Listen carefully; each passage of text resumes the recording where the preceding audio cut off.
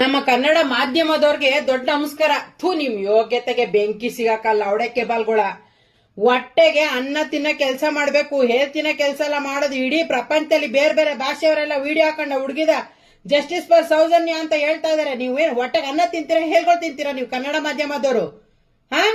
ಲವಡೆ ಕೇಬಲ್ಗಳ ತರ ನಿಮ್ಗೆ ಸುಟ್ಕೇಸ್ ಏನಾದ್ರು ಬಂದಿದೆಯಾ? ಎಲ್ಲಾದ್ರೂ ಮುಚ್ಕೊಂಡು ಫಸ್ಟ್ ಆ ಹುಡುಗಿಗೆ ನ್ಯಾಯ ಕೊಡ್ಸೋದ್ ಕಲೀರಿ, ಆಮೇಲೆ ಬೇರೆ ಮಾತಾಡಿ.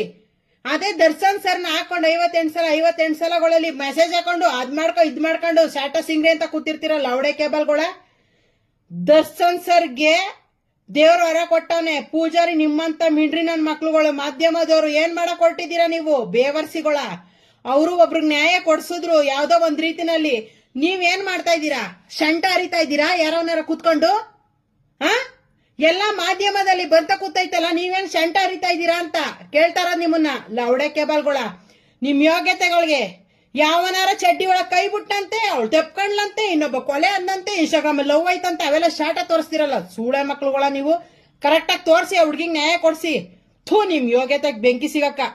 ಸಿಸ್ಟರ್ ಸೌಜನ್ಯನ್ ಸಾವ್ಗೆ ಎಲ್ಲಾರು ಕೂಡ ನ್ಯಾಯ ಸಿಗ್ಲೇಬೇಕು. ಇಷ್ಟು ವರ್ಷ ಆಗಿದೆ, ಇಷ್ಟು ವರ್ಷ ಆದ್ರೂ ಆ ಹುಡ್ಗಿಗ್ ನ್ಯಾಯ ಸಿಗ್ತಾ ಇಲ್ಲ.